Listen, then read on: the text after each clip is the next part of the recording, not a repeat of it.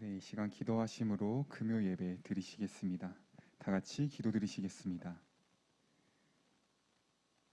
하나님 아버지 참 감사드립니다. 오늘도 변함없이 이 예배의 자리를 저에게 허락하셔서 저희가 세상에 어떠한 것을 우리의 구원의 주인으로 섬기는 것이 아니라 오직 주님만을 우리 구원자이심을 저희가 고백하며 나아갈 수 있도록 이 예배 가운데 우리를 불러주심에 너무나도 감사드립니다. 이 예배를 더욱더 사모하게 하여 주시고 더욱더 갈급한 마음으로 주님 알기에 힘쓸 수 있도록 하여 주옵소서. 우리가 찾는 진리는 오직 주께로만 있다는 것을 다시 한번 기억하며 다른 것을 찾는 것이 아니라 오직 주님 알기에 더욱더 힘써 나가는 저희가 될 수 있도록 인도하여 주옵소서. 은혜가 필요한 자들이 너무나도 많습니다. 이 시대 가운데 악한 것들에 미혹되어서 주님과 상관없는 다른 것들에 정신이 팔려 나가 있는 많은 사람들이 있습니다. 그 가운데 주님 우리의 마음을 주님께 더욱더 고정시켜 주실 수 있도록 주님께서 우리 마음을 활짝 열어주시고 주님의 은혜가 더욱 풍성히 우리 안에 넘쳐서 이 세상 가운데 혼란스러운 이 세상 가운데 더욱더 주님을 알 수 있도록 오히려 주님과 더욱더 가까워질 수 있도록 주님 이 시간 함께하여 주시옵소서. 예배 끝나는 시간까지 주님께서 홀로 영광 받으시고 홀로 일하실 것을 이 시간 믿음으로 고백하며 예수님 이름으로 기도드립니다. 아멘. 네, 이 시간 다 같이 찬양하실 텐데 저희가 찬양할 때 우리의 영원한 하나님께서 우리에게 항상 믿음으로 고백하게 하시고 우리를 은혜 가운데 더욱더 풍성하게 살기를 원하신다는 것을 이 시간 기억하시며 다 같이 찬양하였으면 좋겠습니다.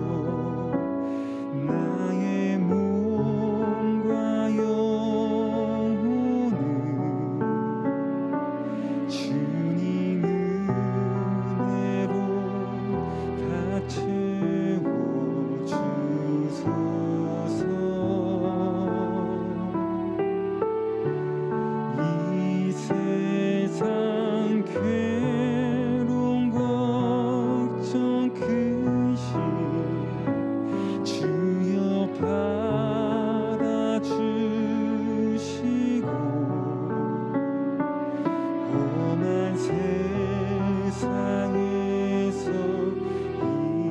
인도하소서.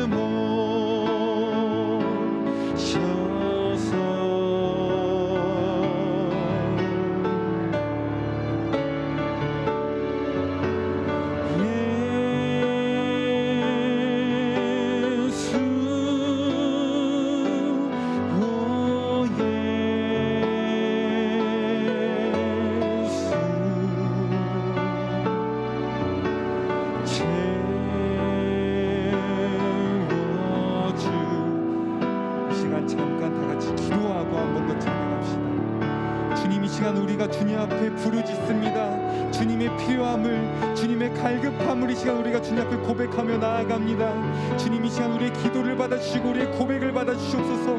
예수님, 우리가 예수님만을 찾으며 나아갈 때 주님께서 그 합당한 믿음을 주실 것을 이 시간 믿음으로 고백하며 나아갈 수 있도록 오늘 예배 가운데 저희에게 말씀하여 주시고 우리가 그 말씀을 듣고 주님 앞에 순종하며 두렵지 않고 떨지 않고 나아갈 수 있도록 주님 이 시간 일하여 주시옵소서. 하시며 다 같이 기도하며 나아갑시다. 기도하시겠습니다. 하나님 참 감사드립니다. 이 시간 주님 앞에 나아갈 수 있는 기회를 주셔서 너무나도 감사드립니다. 주님, 이미 우리 안에 계신 예수님께서 우리 가운데 일하심을 믿음으로 고백하며 나아갈 수 있도록 함께 하시옵소서. 지난날 계속해서 우리에게 은혜로 함께 하신 주님을 잊지 않을 수 있도록 함께 하시옵소서. 우리의 삶의 모든 순간순간마다 계셨던 주님을 잊지 않고 다시 한번 기억할 수 있는 그 믿음을 허락하시옵소서. 그 믿음을 허락하시옵소서. 그 믿음 가운데 나아갈 때 우리가 보지 못했던 더 풍성한 놀라운 은혜들을 경험하고 깨닫고 살아갈 수 있는 이 세상 가운데 더욱더 그것들 누리면서 살아갈 수 있는 주님의 백성으로 살아갈 수 있도록 이 시간 주님 말씀으로 깨닫게 하시고 말씀만 붙들며 나아갈 수 있도록 오늘 예배 가운데 주님께서 우리 가운데 일하시옵소서. 은혜가 필요한 자들이 너무나도 많습니다. 주님의 은혜를 모르고 무너지는 자들이 너무나도 많습니다. 그들을 불쌍히 여겨주시고 그들 마음속에 이미 예수님께서 일하신 흔적들을 발견할 수 있도록, 이미 예수님께서 그들을 통해 이 땅에 오셨던 것들을 기억하며 나아갈 수 있도록 주님 이 시간 일하여 주옵소서.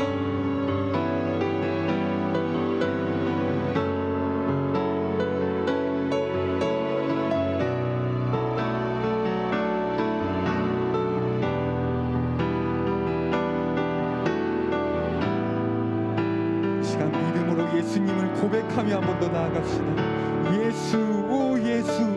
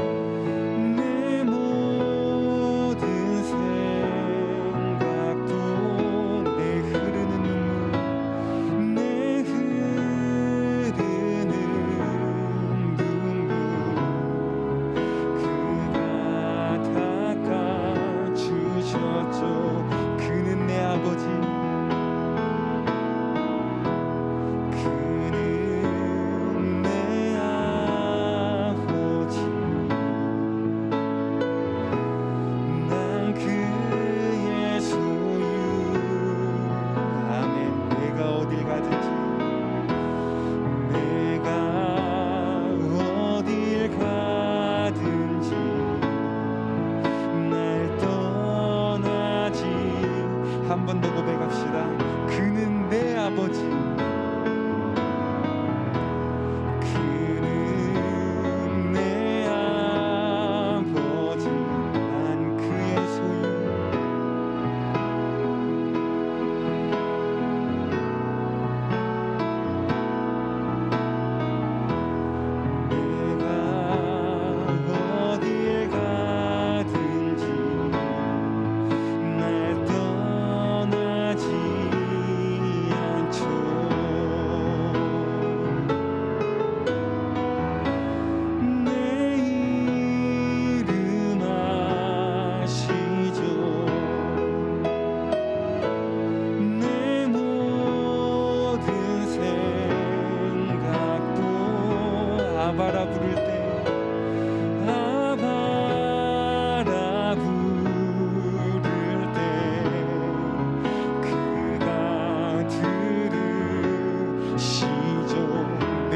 아시죠?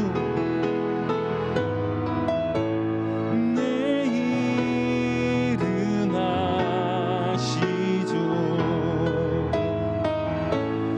내 모든 생각도 아바라 부를 때 아바라 부를 때 그가 들은 한 번 더 고백하며 나갑시다. 내 이름 아시죠?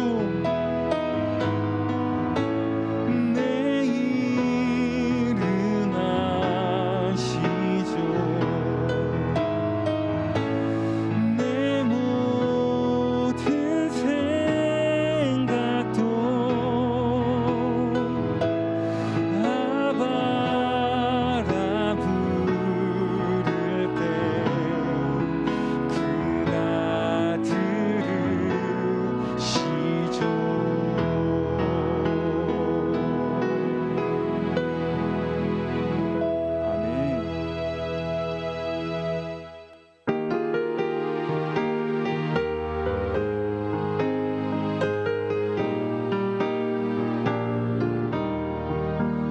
예수가 함께 계시니 시험이 오나 겁없네. 기쁨의 근원 되시는 예수를 위해 삽시다.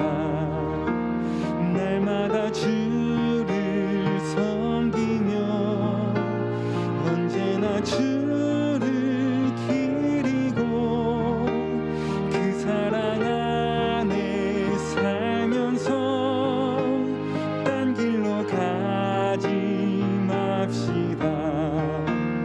이 세상 사는 동안에 주 이름 전파하면서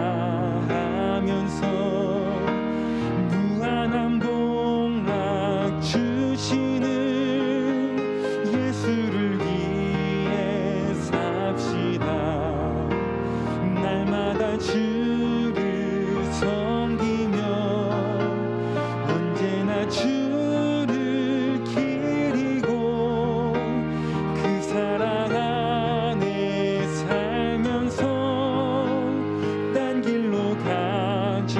이 세상 친구 없어도 이 세상 친구 없어도 예수는 나의 친구니 불의한 일을 버리고 예수를 위해 삽시다.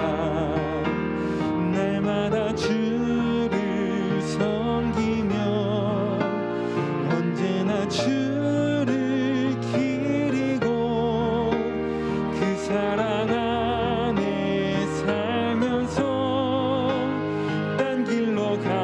주께서 심판하실 때 주께서 심판 잘했다 칭찬하리니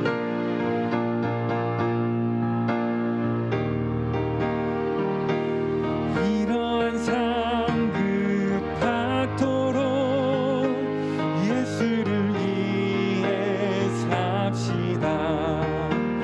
날마다 주를 섬기며 언제나 주를 기리고 그 사랑 안에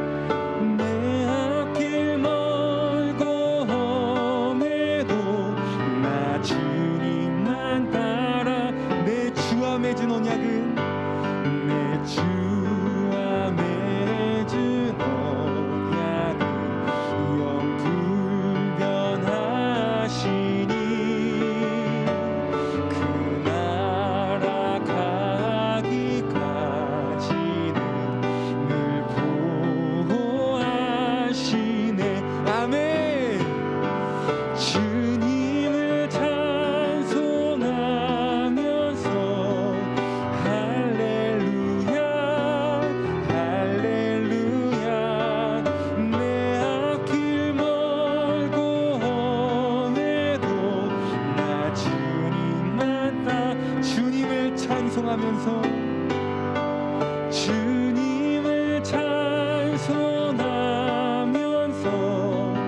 할렐루야 할렐루야 내 앞길 멀고 험해도 나 주님만 따라가리.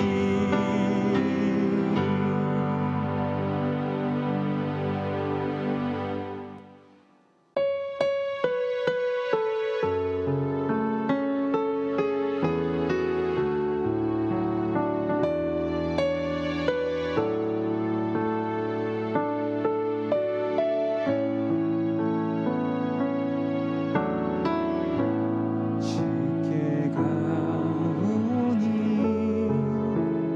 날 새롭게 하시고 주의 은혜를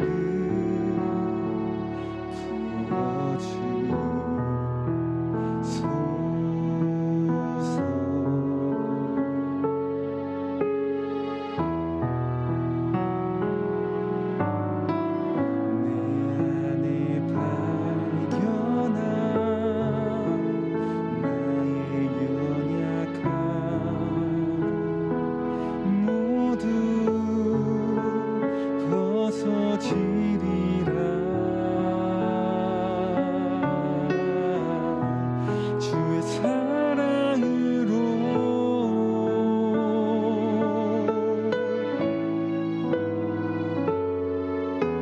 주 사랑 나를 붙드시고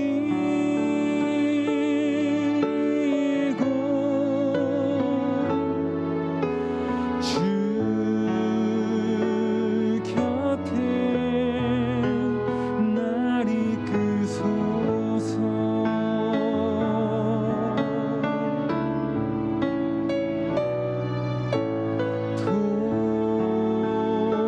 독수리 날개 쳐올라가듯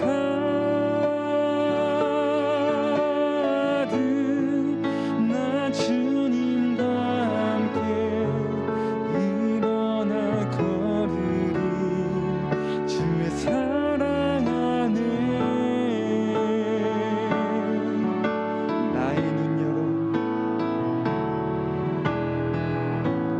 나의 눈 열어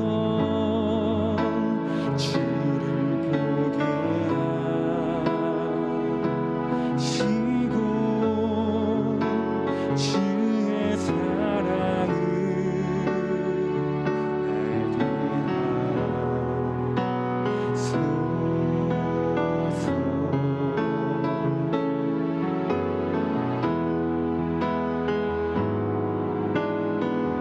매일 나의 삶에 주뜻 이루어지도록 새롭게 하소서.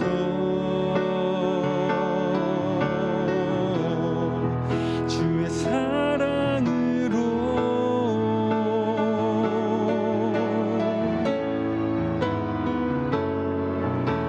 주 사랑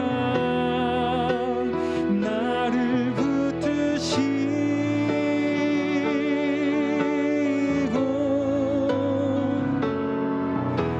주 곁에 날 이끄소서.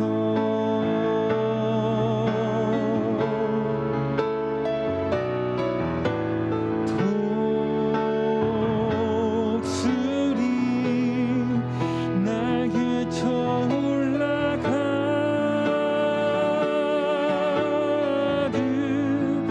나 주님과 함께 일어나 걸으리. 주의 사랑 안에 이 시간 다 같이 오늘 예배를 위해서 기도하시겠습니다. 기도합시다.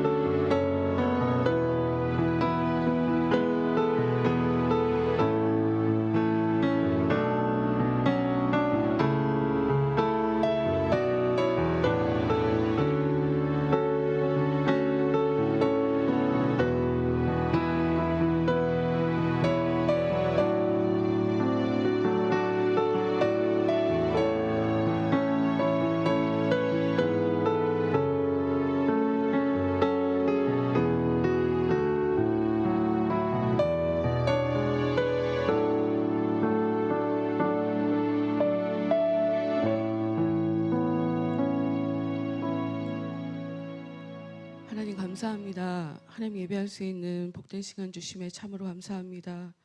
이 시간 말씀으로 저희를 하나님의 그 깊은 곳으로 인도하여 주시옵소서, 이끌어 주시옵소서. 주의 그 은혜 앞에, 주님께서 원하시는 하나님의 그 뜻 앞에 우리가 온전히 굴복하게 되는, 정말 하나님을 하나님으로 온전히 섬겨드리는 그런 예배가 되어줄 수 있도록 끝나는 시간까지 저희들의 존재 안에, 저희들의 영혼 가운데 하나님의 거룩한 성령으로 찾아와 주시고 은혜로 저희들을 붙들어 주시옵소서. 교회 스캔자들 한 사람 한 사람 찾아가 주시고 그들의 삶을 날마다 매 순간순간 하나님의 귀한 능력으로 함께 해주셔서 그들을 미혹하게 하고 그들을 하나님에 대해서 오해하게 만들고 필요 이상으로 자신감 있게 착각하게 만들어 버리는 그 악한 것들의 모든 계략으로부터 속지 아니하고 더 이상 하나님을 오해하지 아니하고 하나님께서 원하시는 그 올바른 삶, 순종하는 삶, 하나님의 뜻에 부복하여 사는 그런 하나님의 사랑받을 만한 사람이 될 수 있도록 하나님 그들의 삶을 은혜로 덮어주시고 지금 이 시간 찾아가 주시고 그들을 하나님의 능력으로 덮어주시옵소서. 다시 한번 끝나는 시간까지 제 입술과 저희 모두의 귀 가운데 온전히 성령께서 역사해 주시기를 다시 한번 간구드리며 예수님 이름으로 기도합니다. 아멘.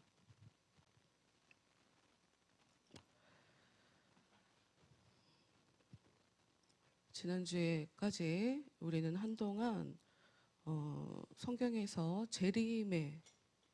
예수님께서 재림하시게 되면 재림하시기 전에 어떤 징조가 나타날 것이다. 그러니까 우리가 보통 얘기하는 세상이 망하게 되는 때에, 망하는 것처럼 보이는 그 때에, 그 세상은 그냥 망하는 게 아니죠.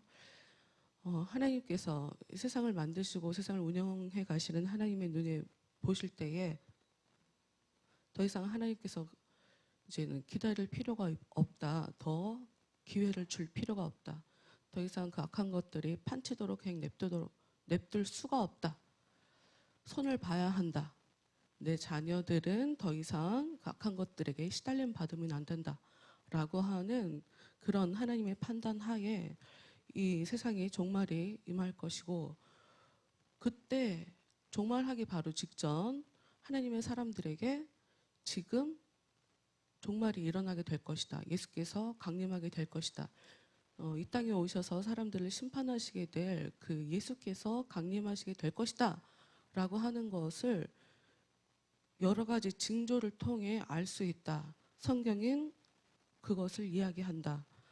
라고 하는 그런 맥락 하에 우리가 굉장히 여러 가지 이스라엘 사람들이 하나님에 대해서 거부하던 사람들이 하나님을 다시 믿게 된다라고 하는 것이든, 환란이 온다라고 하는 것이든, 적그리스도가 나타난다라고 하는 것이든, 굉장히 여러 가지 현상들에 대해서 같이 살펴봤죠.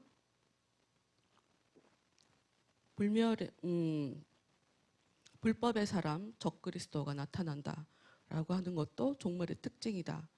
예수님 재림 전에 일어나는 특징이다라고 하는 것을 보면서 이게 정확하게 시기에 대해서는 말하지 않지만 성경은 그 일이 반드시 일어난다라고 하는 관점에 대해서는 정확하게 얘기하고 있다. 또 전쟁과 지진, 기근도 주님의 재림에 앞서서 나타나는 일이라고 얘기했고, 언제든 이 일을 통해서 하나님의 자녀들이 하나님을 기억하고 기도한다면 그 일은 우리들에게 굉장히 여러 가지 방향으로 변화가 일어날 수 있다. 굉장히 몇백 년 후로 딜레이가 될 수도 있고,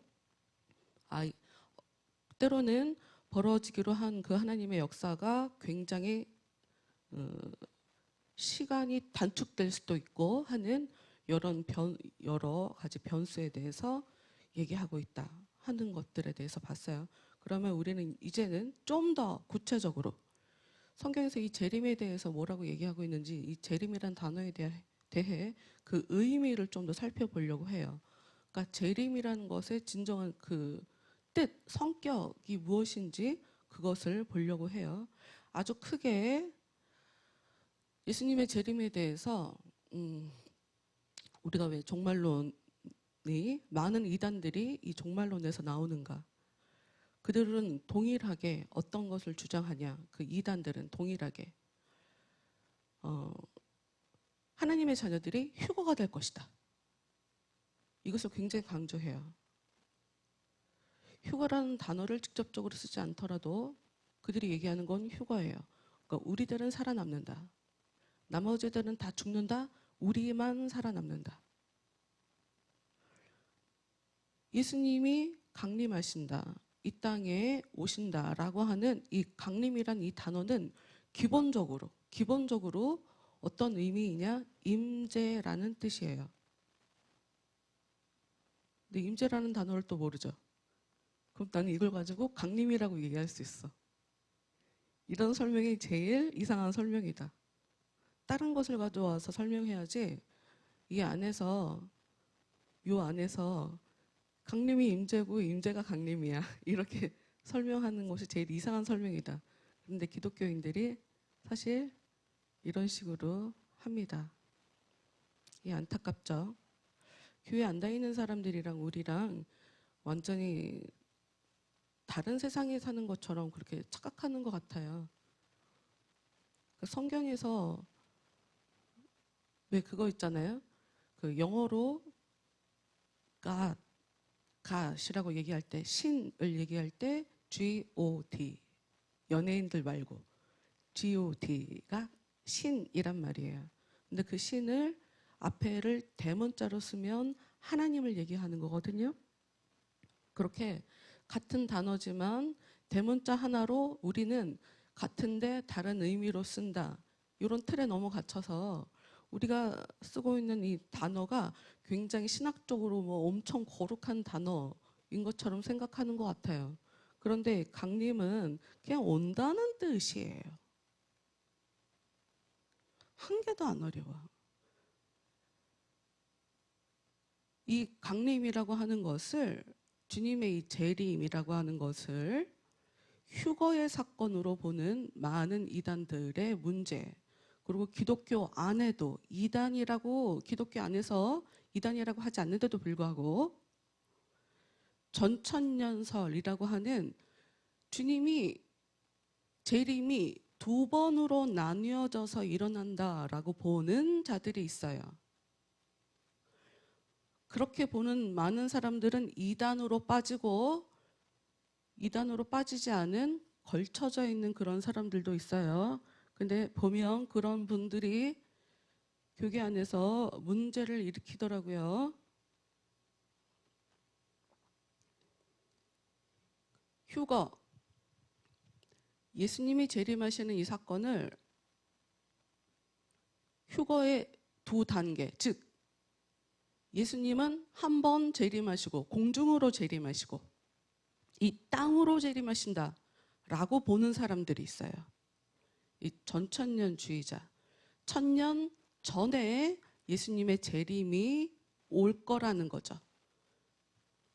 1000년 전에 예수님이 공중에 한 번 오시고 그때 우리들은 전부 다 예수님을 맞으러 공중으로 휴거해서 올라간다 라고 하는 사람들.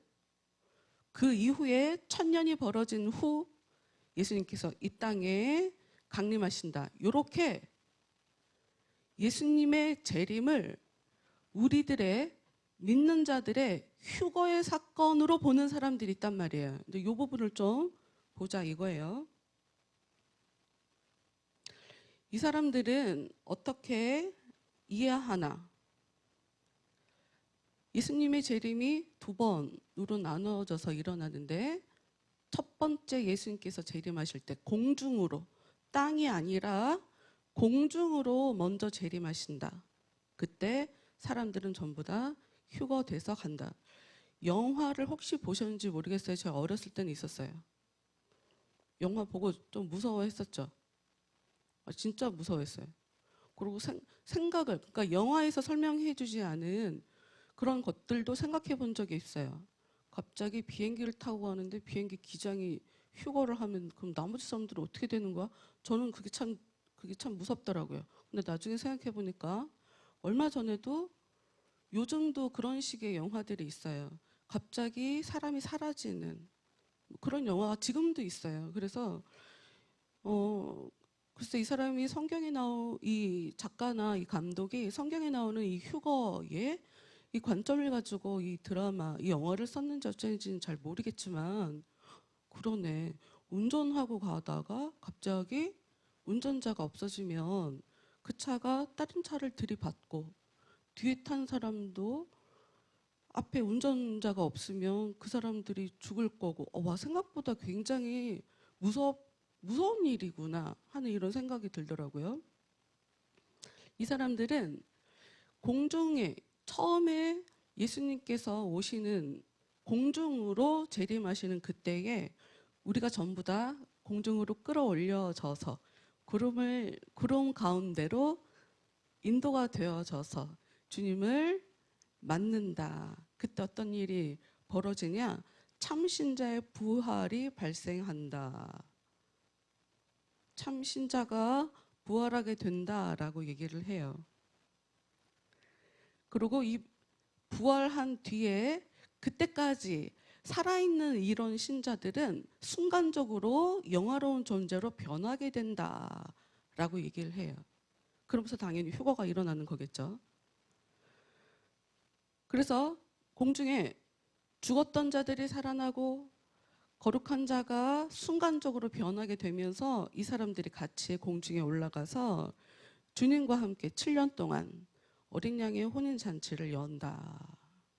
7년 동안. 아, 나 말하는 내내 나 너무 창피해. 아, 나 진짜. 근데 이게 기독교 안에 있는 신학이고 지금도 미안해요. 내가 너무 간지럽다. 진짜. 어떡하지? 아니, 머릿속에 뭔가가 내가 활성화가 되나 봐. 막 간지러워요.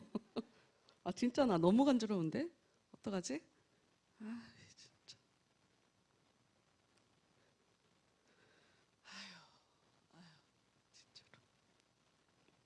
7년 동안 어린 양과 혼인잔치를 열고 그러면 이 교회가 하늘에서 머물러 있는 요 7년 동안 지상에서 일이 벌어지는 거예요.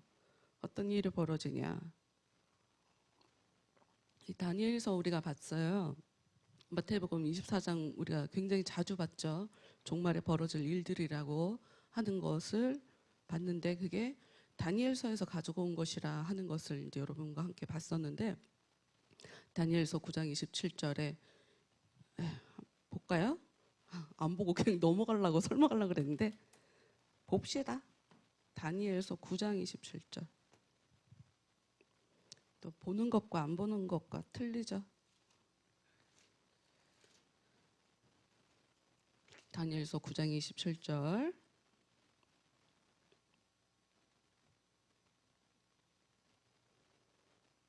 아, 참.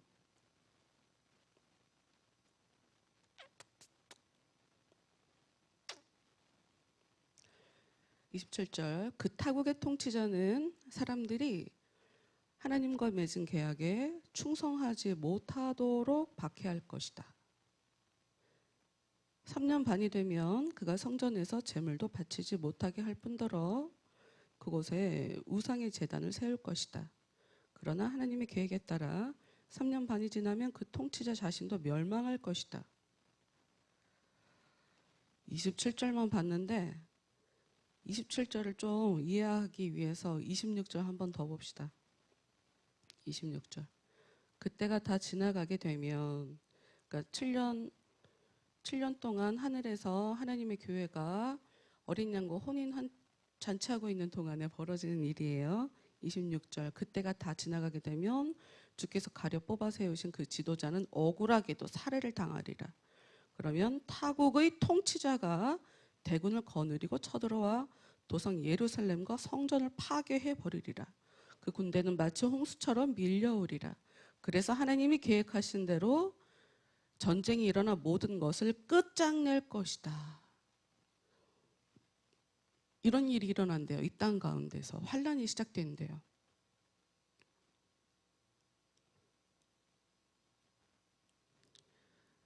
그리고 이때 어떤 일이 벌어지냐? 적그리스도가 잔혹한 통치를 시작한다는 거예요.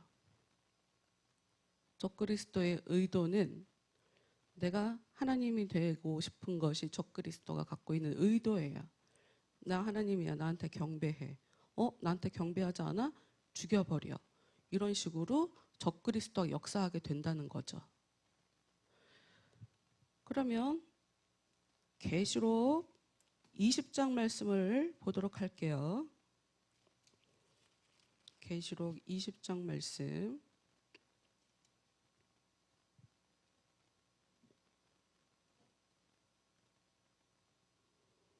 1절부터 좀 읽어볼까요? 1절부터. 그 뒤에 나는 아비소스라는 믿없는 지옥구덩이의 열쇠와 굵은 사슬을 손에 든 한 천사가 하늘에서 내려오는 것을 보았습니다. 천사는 늙은 뱀, 곧 마귀요 사단인 그 용을 붙잡아 사슬로 결박하더니 1000년 동안 갇혀있을 아비소스, 곧 믿없는 지옥 구덩이에 던져 넣었습니다. 그러고는 뚜껑을 닫고 잠가 버렸습니다. 용은 정해진 1000년이 지나기까지는 세계의 나라들을 현혹시킬 수 없게 된 것입니다. 그러나 그 기간이 끝나면 잠시 동안 풀려나게 되어 있습니다. 7년이래. 7절 볼게요. 7절. 천년이 끝나면 사단은 갇혀있던 감옥에서 풀려나와 세계에 퍼져있는 이방 나라와 그 나라의 우두머리들인 곡과 마곡을 현혹시키려고 돌아다니며 함께 전쟁을 준비할 것입니다. 그들은 바다의 모래처럼 많은 대군이 될 것입니다.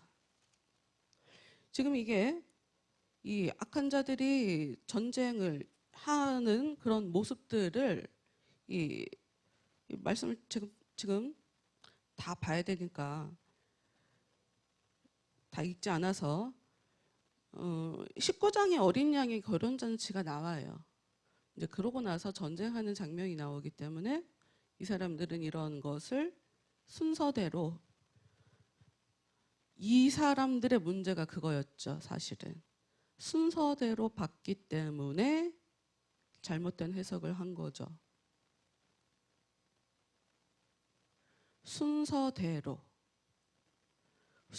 보이는 걸 혹시 순서대로 벌어지는 일이 아닐지도 몰라를 생각해야 했었는데 그걸 면밀히 보지 못했다.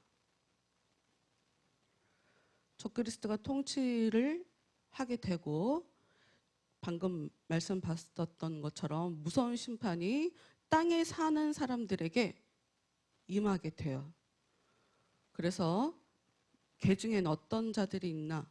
신앙을 고백하는 교회에 구원받지 못한 교인, 교회를 다녔으나 신앙에 문제가 있어서 진짜 믿은 게 아니었어. 그런 사람들이 무서운 심판을 받게 된다 하는 것이 이들의 이야기예요. 그리고 또 선택된 수의 이스라엘 사람들이 이제 수많은 이방인의 무리와 함께 구속받을 것이다. 이거는 우리가 한 달, 2달 전에 이 부분은 얘기했고요. 뒤에 가면 또 얘기가 나오니까 또 땅의 왕들과, 지금 본 대로 땅의 왕들과 짐승의 군대와 거짓 선지자가 이제 하나님의 백성을 공격하기 위해 함께 모인다. 지금 모이는 장면을 봤죠. 이것을 7년 대기간 동안 하나님의 자녀들은 잔치를 벌이고 있는 동안 땅의 사람들은 죽어라 이런 일이 벌어진다. 심지어 너는 믿는 줄 알았지? 너 믿는 거 아니야. 고통을 당해봐. 이런 일이 벌어진다는 거죠. 그 7년이 다 끝나면 무슨 일이 벌어지냐? 예수님이 공중에서 같이 혼인잔치를 했던 그 교회를 데리고 다시 이 땅에 오신다. 그러면 그리스도는 아마겟돈 전쟁에서 적들을 멸하시고 예루살렘에 보좌를 세우시고 천년 통치를 시작하실 것이다. 이 사람들이 종말에 이런 일이 벌어질 것이다 라고 하면서 휴거를 두 단계로 나누면서 거의 영화같이 이렇게 시나리오로 이렇게 정리를 했어요. 시나리오처럼 정리를 했죠. 그래서 아마겟돈이라고 하는 영화 제목을 혹시 여러분이 들어보셨는지 모르겠지만 브루스 윌리스라고 하는 그 아저씨가 우주선에 타는 그런 영화, 최후의 전쟁을 얘기할 때 아마겟돈이란 단어가 그래서 나오죠. 성경에서 나오는 단어고, 우리가 좀 전에 봤었던 곡과 마곡, 요한계시록 20장 8절에 곡과 마곡의 전쟁이라고 하는 것이 또 종말에 나타나는 그런 전쟁이라고 얘기를 해요.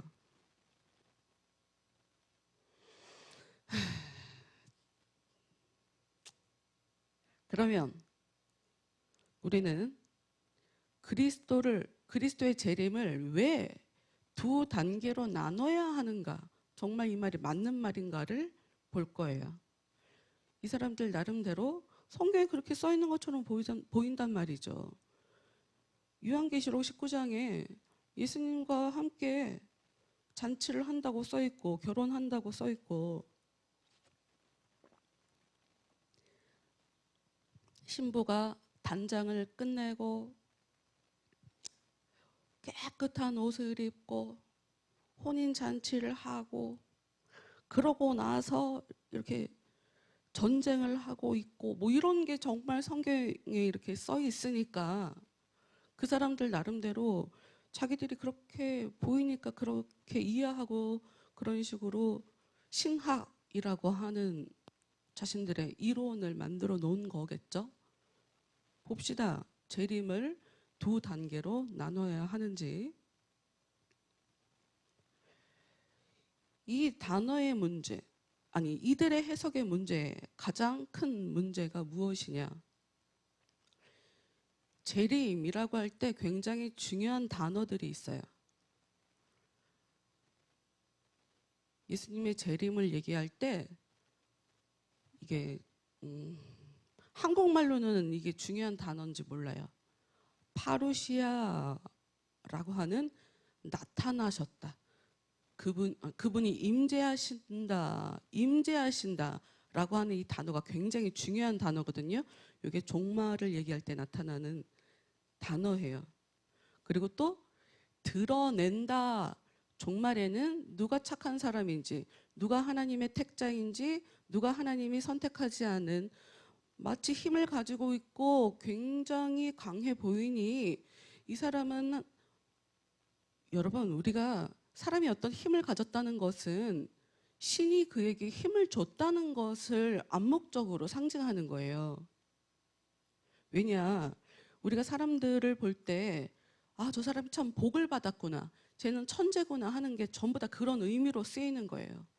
인간이 갖고 싶어서 잘 되는 게 아니구나. 복이라는 것은 신이 줘야 되는 거구나.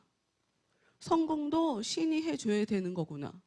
재능을 갖고 있는 거 참 좋죠. 그런데 정말 태어날 때부터 그 재능이라는 걸 갖고 태어나는 거구나. 인간의 삶이, 인간이 아무리 갖고 싶어도 갖고 싶은 거는 신이 그에게 줘야 되는 것이라는 것을 인간은 다 알고 있단 말이에요. 그걸 겉으로 적극적으로 드러내지는 않고 있지만, 그래서 세상에는 진짜 같은 가짜가 있고 가짜 같은 진짜가 있다. 복을 가지면 안 되는 사람인데, 복 받은 게 하나도 없는데 하늘에서는 자기가 고집 부려서 남의 것을 빼앗아서라도 자기가 복이 있는 사람처럼 살아가는 사람이 있고, 하늘에서 복을 줬는데도 불구하고 그 복을 누리지 못하며 살아가는 사람들이 섞여서 살고 있단 말이죠. 그러니 그분이 오시면 어떤 일이 벌어지냐? 진짜 같은 가짜를 색출해서 걔네들을 심판해 버리신다.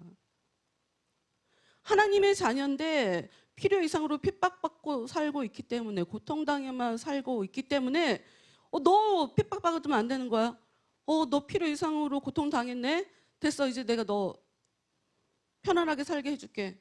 내가 너에게 진짜 안식을 줄게. 이런 일이 일어나는 거예요. 그래서 그때 드러나는 거. 종말이 굉장히 중요한 단어가 드러난다라는 의미를 가진 아포칼립시스라는 하여튼 이런 단어가 있어요. 뭐 단어는 알게 중요한 게 아니니까. 드러난다 하는 것 되게 중요해요. 그리고 이 나타난다, 모든 사람들이 다 보게 된다 하는 이런 개념이 되게 중요하단 말이죠. 이런 개념을 중심으로 이 사람들이 휴거를 두 단계로, 예수님의 재림을 두 단계로 나누어 본 것이 너무 말이 안 된다 하는 것을 볼 거예요. 우리는 데살로니가전서 4장 15절 말씀을 보도록 할게요. 데살로니가전서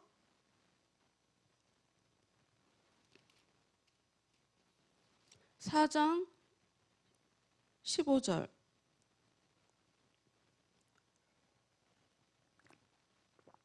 15절, 16절, 17절까지 여기 보면 이 사람들은 이 단어를 환난 전에, 그러니까 이 땅에 강림하시는 게 아니라 공중으로 먼저 1차적으로 재림하신다고 그랬잖아요. 그때 벌어지는 일이라고 봐요. 이 사람들은 이 말씀을 15절부터 볼게요. 우리는 주께서 직접 일러주신 것을 토대로 여러분에게 전합니다. 비록 우리가 주께서 다시 오실 때 살아있다고 하더라도 무덤 속에 있는 사람들보다 먼저 주님을 만나지는 못할 것입니다. 여러분, 이제 일단 우리가 좀 아셔야 될 게 있어요. 우리가 지금 보고 있는 것이 현대어 성경이에요. 현대어 성경은 좀 말을 쉽게 좀 풀었었어요. 그래서 신학적으로 중요하게 딱 개념 정의를 해놓은 그 단어들조차도 풀어 쓴 경향이 있어요. 그래서 좀 개념이 딱 눈에 안 띌 수가 있어요. 왜냐하면 의미를 좀 살핀 것이라. 그런데 성경을 보면 단어 하나로 굉장히 여러 가지를 함축적으로 담아서 단어 하나로 설명을 하고 있거든요. 그래서 사실 단어를 알면 그것과 관련된 모든 구절들을 이해할 수 있게 된단 말이죠. 근데 이제 현대어 성경은 의미를 좀 살리는 데 중점을 둬서 번역을 했기 때문에 그 단어도 풀어서 쓴 경향이 많다. 그래서 조금 봐야 될 필요가 있어요. 15절 다시 볼게요. 우리는 주께서 직접 일러주신 것을 토대로 여러분에게 전합니다. 비록 우리가 주께서 다시 오실 때, 여기를 첫 번째 강림으로 봐요. 살아있다고 하더라도 무덤 속에 있는 사람들보다 먼저 주님을 만나지는 못할 것입니다. 그러니 주님께서 다시 오실 때 어떤 일이 벌어지냐? 살아있는 사람들보다 죽은 자들이 먼저 주님을 만난다라고 하는, 죽은 자들이 먼저 살아나고 살아있는 사람들이 영광스러운 존재로 변해서 같이 주님을 맞으러 간다라고 하는 첫 번째 일어나는 강림의 사건, 즉 인간 차원에서는 휴거의 사건으로 이 말씀을 이해한단 말이에요. 여기 써 있는 다시 오실 때라는 단어를 첫 번째 예수님께서 다시 오시는 개념으로 지금 사용하고 있어요. 16절. 큰 호령과 천사장의 소리와 하나님이 불러 모으시는 나팔 소리와 함께 주께서 하늘에서 내려오시면 그리스도를 믿다가 죽은 사람들이 먼저 일어나서 주님을 만나게 될 것입니다. 이들의 주장이에요. 성경에 이렇게 써 있잖아요. 성경에 안 써 있는 걸 갖고 와갖고 정립한 게 아니라 성경에 써 있는 말씀을 가지고 신학적으로 정리를 했다. 17절. 다음에 땅 위에 아직 살아있는 우리가 다 함께 구름에 쌓여 구름 가운데로 이끌려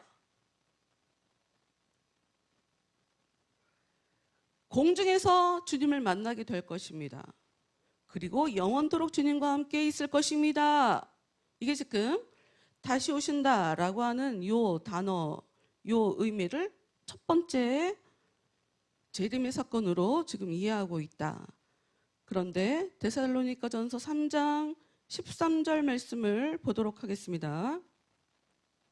13절. 그리하여 여러분의 마음이 강하고 거룩하게 되어 우리 주 예수 그리스도께서 모든 성도들과 함께 다시 오실 때 아버지의 하나님 앞에 흠없이 설 수 있게 되기를 빕니다. 좀 여기 다시 오실 때라고 써 있어요. 성도들과 다시 온다라고 했죠. 첫 번째, 죽은 자들과 살아있는 사람들이 변화가 돼서 같이 올라가죠. 그래서 두 번째 강림하실 때 주님은 주님의 사람들과 같이 온대요. 그러면 같은 단어를 가지고 지금 이 말씀에는 두 번째 강림에 대해서 얘기하고 있는 거예요.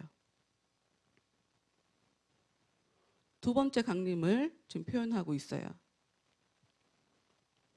그러면 데살로니가 후서 2장 8절.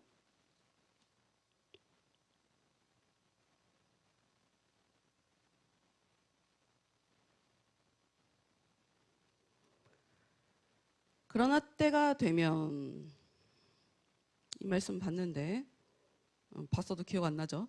그러나 때가 되면 이 악한 자가 뛰쳐나올 것입니다.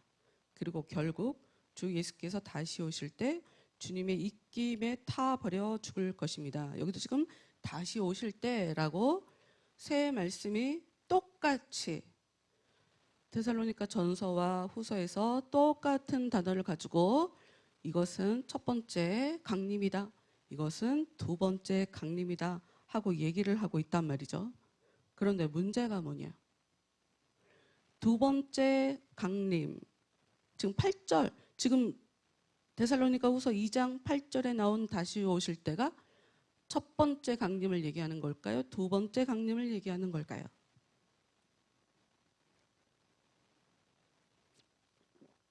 두 번째 강림을 얘기하는 거겠죠. 주님이 오셔서 악한 것들을 다 부셔뜨리는 거는 처음에는 땅까지는 내려오지 않으시고 중간까지만 오시기 때문에 두 번째 오셨을 때 벌어지는 일이에요.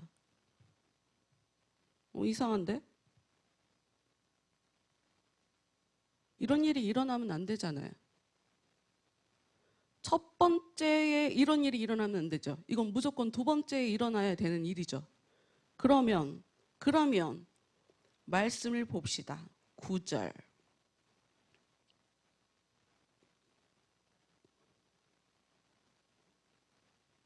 사단의 앞잡이인 이 죄의 자식은 사단의 힘을 잔뜩 받아가지고 와서 이상한 일로 사람들을 현혹하고 큰 기적까지 행할 것입니다.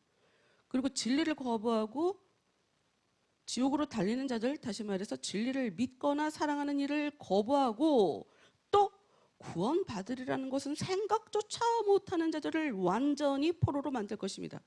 그러므로 하나님께서 사람들이 마음껏 거짓을 따르도록 내버려 두시는 것도 진리를 거부하고 거짓을 따르며 죄를 즐기는 자들을 심판하시려는 까닭입니다. 지금 이 사람들은 전부 다 두 번째에, 그러니까 이 땅에서 지금 고통당하는 사람들, 여러분 지금 이게 주님 때문에 벌어지는 일이에요. 주님이 공중에서 주님이, 갑자기 단어가 생각이 안 나지, 혼인잔치를 분명히 공중에서 주님과 함께 교회가 혼인잔치를 하고 있는 동안 7년 동안 이 아래에서 짓밟힘을 당한다고 얘기를 하고 있잖아요. 그런데 사단이 이 죄의 자식이 사람들을 지금 죽이고 있대. 주님이 오실 때까지 얘는 계속 역사하게 된다. 여러분, 우리가 이 일을 조심해야 돼요? 조심할 필요가 없어요? 진짜 믿는 사람들은 조심할 필요가 없죠. 벌어질 일이 아니지, 내가 겪을 일이 아니잖아. 그런데 지금 2절, 데살로니가 후서 2절부터 볼게요. 사랑하는 형제들이여, 주님의 날이 이미 시작되었다는 뜬 소문에 당황하거나 흥분하지 마십시오. 어떤 사람들이 이 일에 관한 환상을 보았다거나 하나님께 특별한 말씀을 받았다고 하더라도, 또 가짜 편지를 가지고 마치 내가 보낸 것처럼 꾸며 대더라도 그것을 믿지 마십시오. 그들이 무슨 말을 하더라도 미혹되거나 속아 넘어가지 마십시오. 하나님의 자녀가 속을 일이 어딨어? 속으면 안 되는 거잖아. 얘네들은 지금 예수님이 공중까지 오셔서 자기가 자기 세상이기 때문에 자기 마음대로 할 수 있는 자기 자기 판이기 때문에 그래서 사람들을 자꾸 현혹하고 다니고 나한테 굴복하게 만들고 그렇게 역사하는 애들이잖아요. 끌려 올라갈 거잖아. 믿음을 가지면 되지. 얘네들한테 속지 말 것을 지금 왜 당부하고 있는 거야? 진짜 크리스찬들은 끌려 올라가기 때문에 속지 않아요. 심지어 못 올라갔다? 그것으로 아웃이야. 뭘 조심한다는 거야? 왜 나누냐고 같은 단어를. 분명히 멀리도 아니야. 지금 데살로니가 전서, 데살로니가 후서 같은 교회, 심지어 이방인들이 모여 있는 그 교회, 유대인도 아니고 이 사람들한테 지금 똑같은 대상자들한테 지금 얘기를 하고 있는 상황이에요. 요거는 첫 번째 제레미야, 요건 두 번째 제레미야. 지금 그렇게 나눠서 기록을 하고 있냐고. 아니라고요. 똑같이 쓰고 있다고. 하나를 가지고 그냥 똑같이 쓰고 있는데 사람들이 임의적으로 이건 첫 번째 일어나는 일, 이건 두 번째 일어나는 일 이러고 나눴다고 지금. 자기들 마음대로 그 성격을 규정해 버렸다고요. 여기서 되게 웃긴 거 3절. 그들이 무슨 일을 하더라도 미혹되거나 속아 넘어가지 마십시오. 주님의 날은 다음과 같은 두 현상이 일어나기까지는 오지 않을 것입니다. 이 얘기가 무슨 얘기예요?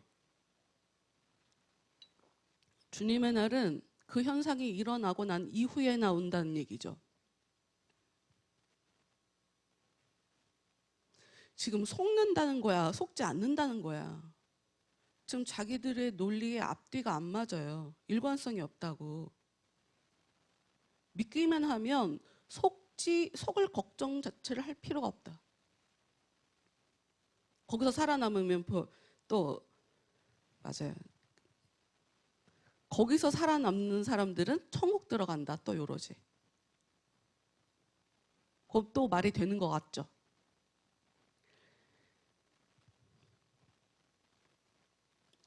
일단 봅시다. 주님의 날은 다음과 같은 두 현상이 일어나기까지는 오지 않을 것입니다. 먼저 크게 하나님을 반역하는 시대가 오고 곧이어 반역자, 곧 지옥의 자식이 나타날 것입니다. 지금 이들의 논리라면 두 번으로 나눠서 온다라고 하면 첫 번째 오시는 그 주님의 날이 있었기 때문에 아래 세상에서 악한 것들도 역사하게 되고 성도들도 힘든 일이 벌어지는 거예요. 왜 진짜 믿음을 못 가져서 못 올라간 거야? 이런 의미죠. 그런데 말씀을 보면 이런 일이 있어야 주님께서 오시는 거래요. 그럼 이 날은 뭐야? 이거는 가짜인가? 예고편인가? 똑같은 거라며. 똑같은 단어로 쓰고 있단 말이에요. 이게 똑같은 게 아니라면 다른 단어로 써야지. 다른 단어로. 구별을 해서 얘기해야지. 그때 온 건 진짜 온 것이 아니기 때문에 뭐 이런 식으로라도 언급을 해야지. 주님의 날은 분명 반역하는 일 이후에 나타나는 일이에요. 사람들이 배신을 제대로 때리고 난 사람들이 예수님에 대해서 제대로 배신하고 난 이후에 주님께서 오신다. 얘가 진짜로 이 말이 참 되게 재밌어요. 진짜로 가짜라는 게 티가 나면 얘가 정말 가짜네? 진짜 얘는 제대로 신앙생활 안 했네? 진짜로 가짜구나 라는 것이 정확해지면 주님께서 나타나신대요. 뭐지 이게? 이게 지금 첫 번째 얘기야? 두 번째 얘기야? 4절 또 볼게요. 그는 신이라고 일컫는 모조리 신이라고 일컫는 것은 모조리 무시하고 찬양과 예배의 대상이 되는 것이라면 다 부숴버릴 것입니다. 그리고 하나님의 성전에 들어가 스스로 하나님의 자리에 앉아서 자기를 하나님이라고 주장할 것입니다.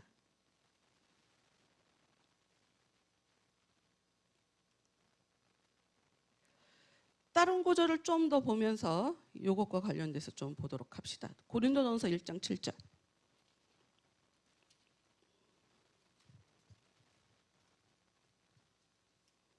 고린도전서 1장 7절.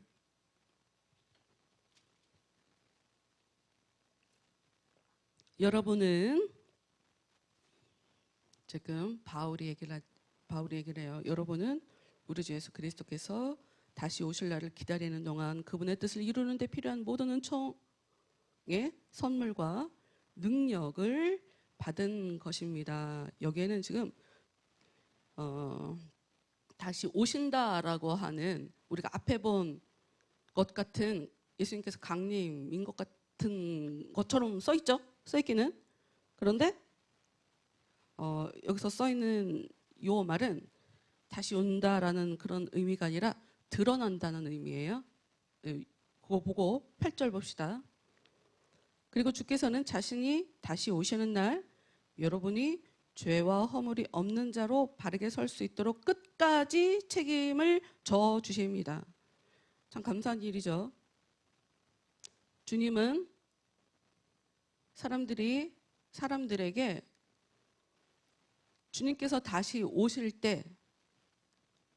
때까지 하나님께서 원하시는 뜻을 이 사람이 다 할 수 있도록 하나님의 자녀들에게 기대하는 바가 있단 말이에요. 하나님이 우리한테 바라는 것도 성장이에요. 아기를 낳는데 아기가 어느 날부터 자라지 않아. 10년이 됐는데 아장아장 걸어서 계속 안고 다녀야 돼. 여러분 부모 마음이 어떻겠어요? 하나님은 안 그럴까? 내가 영적으로 지금 얘를 내 자녀로, 너는 내 아들이야, 넌 내 자녀야. 그래서 지금 신앙생활을 20년, 30년을 하고 있는데 여전히 애기야. 남을 책임을 질 수가 없어. 양육을 할 수가 없어. 맨날 받아 먹는 것만 해야 돼. 애기야. 떠먹여줘야 돼. 그래서 바울의 그 얘기가 너무 이해가 되는 거야. 지금 니는 신앙생활 얼마나 오래 했는데 너무 어린아이 같아서 이 살짝이라도 어려운 단어로 얘기하면 이 진리가 이해가 안 돼서 어린아이처럼 그렇게 유동식만 이유식 같이 이렇게 쉽게 표현해주는 요런 것만 이해하냐라고 하면서 굉장히 답답해하는 그런 게 난 이게 너무 이해가 되는 거예요. 내 안에 은혜가 왔으면 그 은혜는 나를 계속 이끌어 간단 말이에요. 그럼 성장이라는 게 반드시 있게 나름이지. 그러면 계속 고민해, 생각해. 강해져요. 잘못하면 너무 멀리 가겠다. 지금 고린도전서 1장 7절은 주님이 너희한테 주님이 다시 오실 때까지 너희가 하나님의 뜻대로 살 수 있도록 은총과 선물과 능력을 받았다라고 얘기를 하고 있단 말이에요.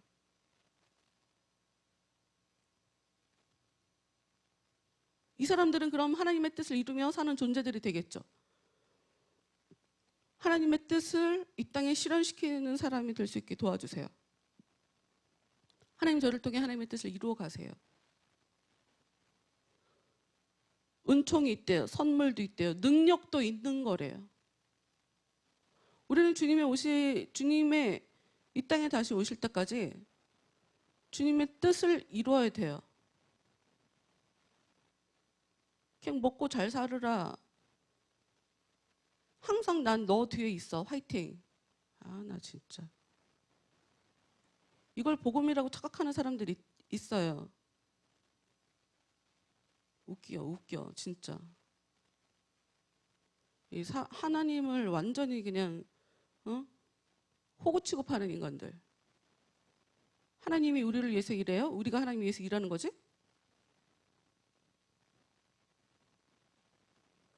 아주 신앙의 기본 닿는 사람들이 자기 멋대로 떠들면서 성경 말씀을 들이대며 성경에 이렇게 써 있지 않냐.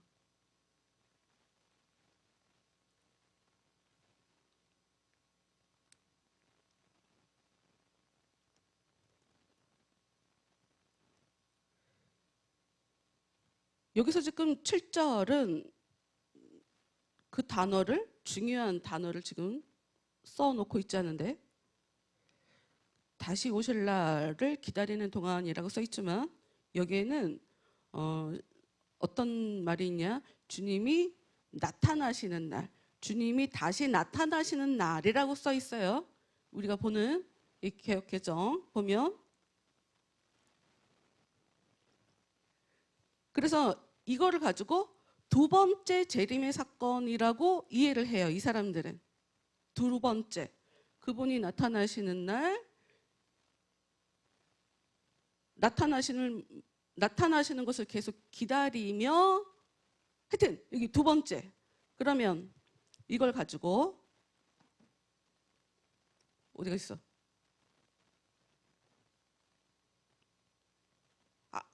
쏘리. 첫 번째 휴거의 사건으로 이걸 이용하고 있다. 그럼 이제 데살로니가 후서 1장 7절 8절 가서 한번 볼게요. 데살로니가 후서 1장 7절 8절.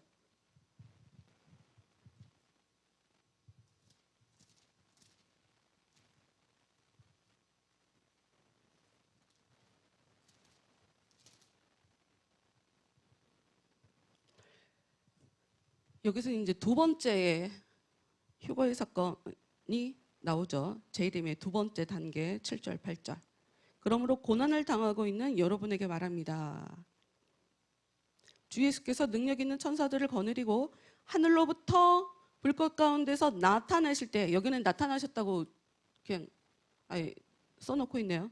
나타나실 때 하나님께서는 여러분과 우리에게 안식을 주실 것입니다. 그러나 하나님을 알려고도 하지 않으며 하나님께서 우리 주 예수 그리스도를 통하여 우리를 구원하시리라는 사실을 받아들이지 않는 자들에게는 심판을 내리실 것입니다. 이것은 지금 두 번째에 일어나는 일이라고 얘기를 한단 말이에요. 대체 뭐가 차이인 거예요? 여러분 이게 이해가 돼요? 차이가? 똑같은 단어를 가지고 어떤 단어에는 이것은 첫 번째 일어난 일이다, 이것은 두 번째 일어나는 일이다 라고 얘기하고 있단 말이죠.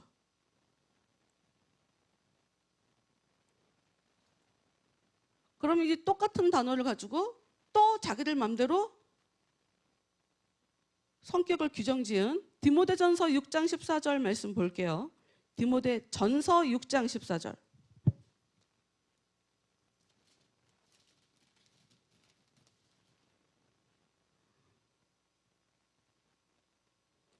디모데전서 6장 14절. 이거는 첫 번째 재림의 사건에 벌어지는 일이라고 얘기해요.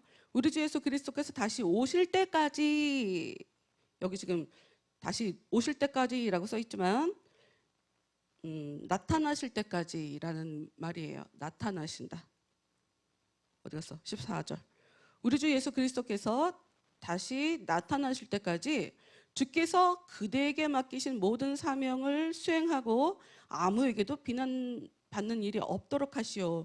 우리가 앞에서 지금 고린도전서 1장에 오실 때까지 할 수 있는 그 모든 것들을 받았다라고 하는 이 첫 번째 사건이라고 써 있는 것처럼 보이죠.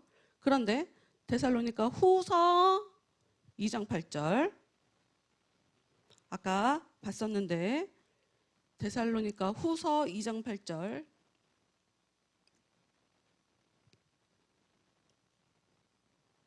그러나 때가 되면 이 악한 자가 뛰쳐나올 것입니다.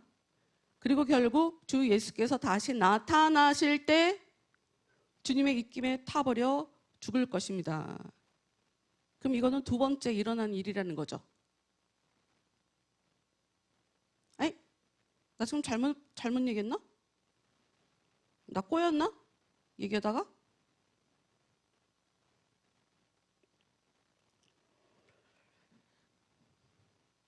여러분 성경 말씀을 이 사람들은 같은 말씀을 가지고 왜 이게 첫 번째 일어난 일이다, 왜 두 번째 일어난 일이다, 이거를 정확하게 이해하기 어렵게 그렇게 임의로 이렇게 적어놓고 있어요. 사실 이 뒷부분을 보면 좀 더 알 수 있는데 시간이 너무 오버된 관계로 이 이후는 다음 주에 할게요. 여러분 우리가 글쎄 여러분 오늘 말씀 보면서 계속 한 말씀 한 말씀 같이 보면서 따라갔으니까 정확하게 이 말씀이 주는 진짜 의미를 여러분들이 잘 이해를 했는지 안 했는지 뭔가 느끼시는 게 있는지 없는지 모르겠지만 그냥 오늘은 딱 그거 하나만 얘기했으면 좋겠어요. 어려운 일이 일어나기 전까지는 주의 날은 오지 않는다.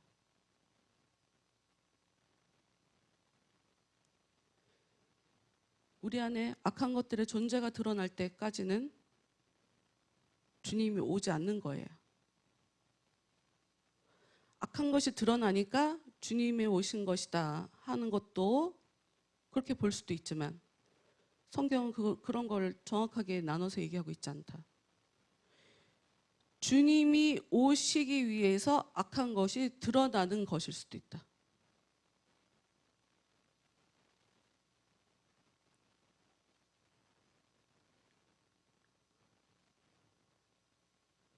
주님이 오시려고 악한 것이 드러나는 것일 수 있다.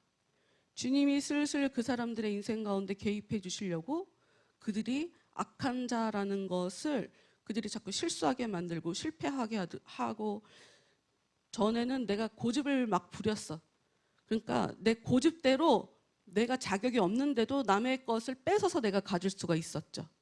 근데 이제 주님이 그 인생 가운데 역사를 해 주셔야 되니까 그러면 주님 때문에 어떤 일이 벌어지냐? 갑자기 어느 날부터 내 힘으로 하니까 이제는 아무것도 할 수가 없어. 전에는 남의 눈을 속일 수가 있었단 말이에요. 내가 여러분 힘센 사람이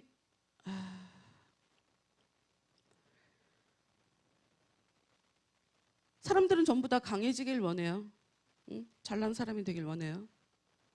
근데 그 실체를 우리가 정확하게 알 수가 없지만 하여튼 우리는 잘나면 일단 좋은 것으로 생각해요. 우리는 전부 다 잘난 사람이 되고 싶어 하시죠. 그리고 성경도 우리에게 잘난 사람이 될 수 있게 해준다고 써 있어요. 우리가 여기서 굉장히 깊게 좀 고민해 봐야 될 부분이 있다.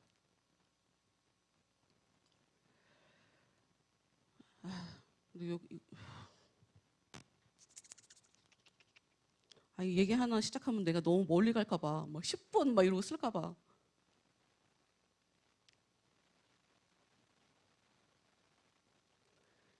그냥 다음 주에 하고 그냥 그거 합시다. 하나님보다 하나님이 얘기하시지 않은 것을 내가 대충 짐작해서 이게 하나님의 뜻이구나 하고 이런 자세를 갖지 않게 해주세요. 그거 기도합시다. 나도 죽고 나한테 말 듣는 사람도 죽어요. 하나님의 뜻은 굉장히 신중하게 두루두루 살펴보면서 긴 시간을 통해서 그냥 알게 되는 거예요. 나쁜 일이 좋은 일이 될 수도 있고 좋은 일이 나쁜 일이 될 수 있어요. 그것도 정확하게 우리는 뭐가 좋은 일인지 뭐가 나쁜 일인지 우리는 그것도 잘 몰라요. 하나님은 우리에게 진짜 평화를 주시고 안식을 주시려고 하는 것이 하나님의 뜻이에요. 하나님의 목적이라고.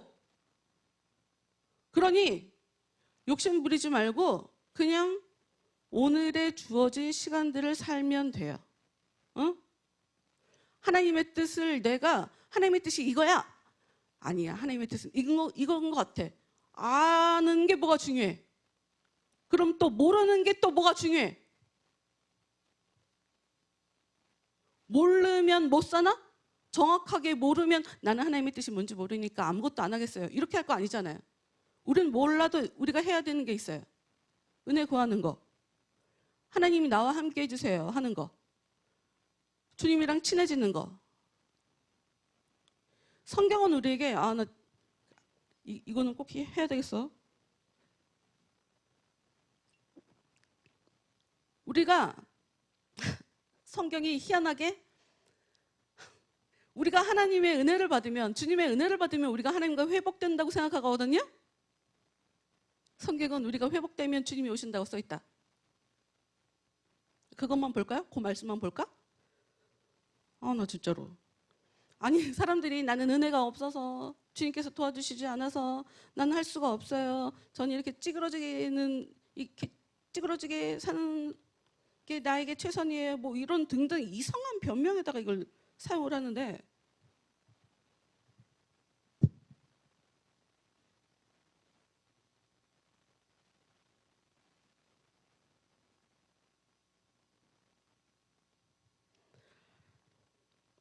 사도행전 3장 21절.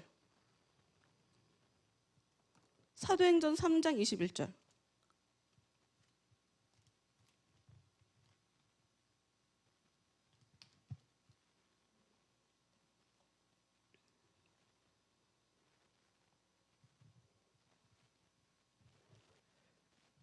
사도행전 3장 21절. 예수께서는 일찍이 예언자들이 예언한 대로 만물을 새롭게 하여 회복하실 때 그때가 오기까지 하늘에 머물러 계셔야 합니다. 이게 지금 여기가 이 성경이 우리가 가지고 있는 이 성경엔 정확하게 안 써 있어. 주님이 오시면 회복된다라고 써 있기보다 하나님이랑 관계가 회복되면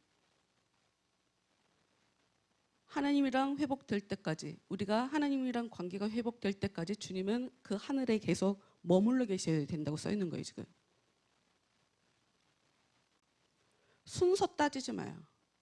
순서를 필요 이상으로 따지면 우리는 오히려 이단처럼 이상하게 성경을 해석하게 된다.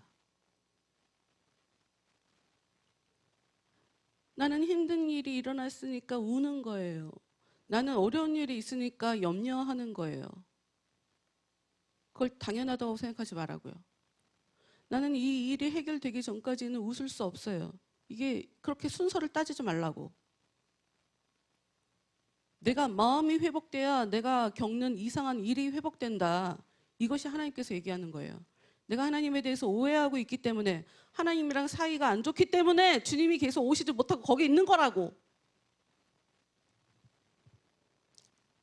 이걸로 시작하면 또 멀리 가니까 그냥 오늘 여기까지.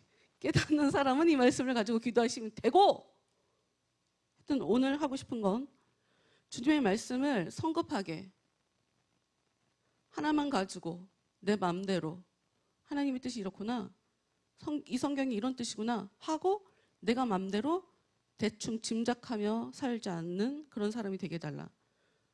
이 사람들은 어떻게 살 거냐면 사람한테도 그럴 거예요. 우리가 사람을 보면서도 얘기하죠. 저 사람 이런 것 같아. 저 사람 마음은 이럴 거야. 어떻게 알고? 내가 틀린 것일 수도 있잖아요. 근데 너무 쉽게, 너무 불편하지 않게 그런 얘기들을 쉽게 하죠, 우리가. 그런 얘기 왜 해요? 무슨 의미가 있어?